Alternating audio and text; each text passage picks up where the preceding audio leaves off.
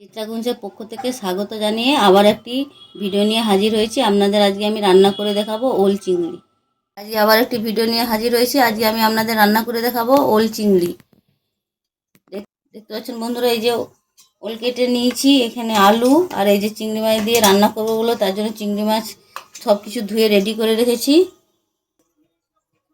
গ্যাসে আগে থেকেই কড়া বসিয়ে তেল দিয়ে রেখেছিলাম, তেলটাও গরম হয়ে গেছে। এবার আমি কেটে রাখা ওলটা দিয়ে দেবো।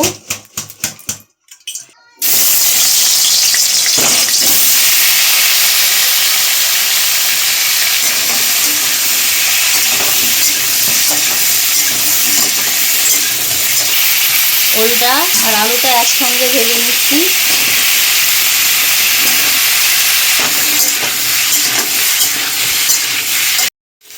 দেখতে পাচ্ছেন আমার ওলটা ভাজা হয়ে গেছে।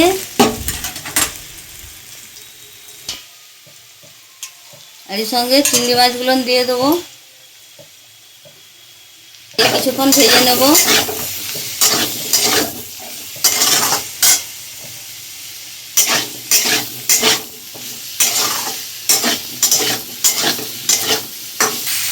পরিমাণ মতো লবণ দিয়ে দিচ্ছি। দেখতে পাচ্ছেন ওলের সঙ্গে একসঙ্গে চিংড়ি মাছ ভাজা হয়ে গেছে। এবার হলুদ দিয়ে জল দিয়ে দেবো, পরিমাণ মতো হলুদ দিলাম।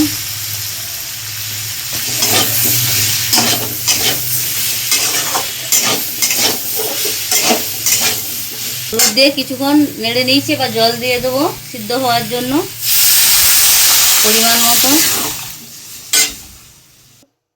এবার চাপা দিয়ে ওল আলুটা সব কিছুটা সেদ্ধ করে নেব। দেখতে পাচ্ছেন ওল আলুটা যে সেদ্ধ করেছিলাম সেদ্ধ হয়ে গেছে, এই যে দেখতে পাচ্ছেন সেদ্ধ হয়ে গেছে। এবার নামিয়ে সাঁতরে দেবো। এবার ওল চিংড়িটা যে ছকে নেব, সেদ্ধ হয়ে গেছে, তার জন্য কড়া গরম হয়ে গেছে, তেল দিয়ে দিচ্ছি। তেল গরম হয়ে গেছে, অল্প করে একটু চিনি দিচ্ছি। এবার ফোড়নে একটা তেজপাতা, একটা গোটা লঙ্কা শুকনো, 5 ফোড়ন কয়েকটা, বেটে রাখা রসুন, কেটে রাখা 2টো পেঁয়াজ,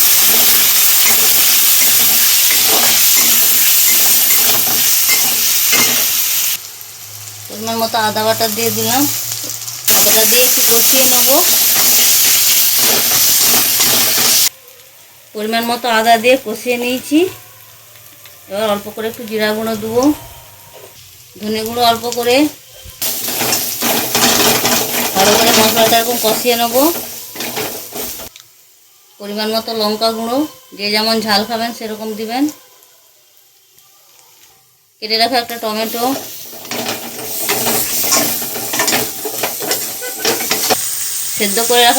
সেদ্ধর সময় হলুদ দিয়েছিলাম, তাই জন্য এখন কম করে একটু মশলাতে হলুদ দিচ্ছি।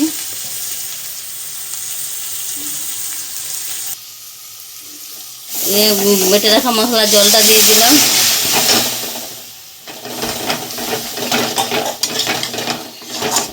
কিছু মশলা দিয়ে দেখতে পাচ্ছেন ভালো করে কষিয়ে নিয়েছি, এই যে তেল ছাড়ছে। এবার সেদ্ধ করে রাখা ওল আলু যেগুলো সেদ্ধ করানো আছে সেগুলো দিয়ে দিলাম সেদ্ধ করে রাখা ওল আলু।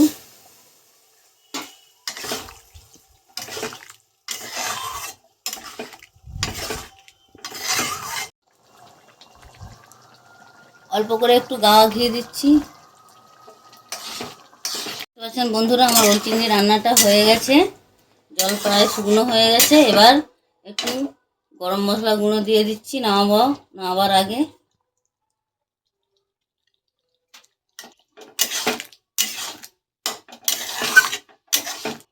ওল চিংড়ি আমার রান্নাটা হয়ে গেছে, দেখতে পাচ্ছেন শুকনো শুকনো হয়ে গেছে। এবার নামিয়ে নেব। এখানে আমার ওল চিংড়ি রান্নাটা শেষ করলাম। আপনাদের যদি ভালো লেগে থাকে লাইক কমেন্ট সাবস্ক্রাইব করতে ভুলবেন না।